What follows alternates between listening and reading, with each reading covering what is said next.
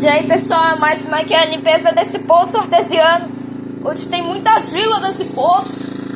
Na verdade, tem muita areia no poço artesiano. Olha aqui, saindo bastante areia, ó. Lá em frente tá ali essa mangueira, a saída de mangueira. Bom, gente, nós estamos continuando essa limpeza aqui no poço, hein?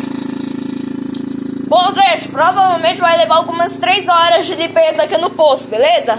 Depois que a água estiver limpa, eu aplico o produto, aí faço essa mangueira aqui, que aí na verdade, quando eu vou aplicar esse produto, fecho o registro, que aí sai essa espuma pra fora do poço.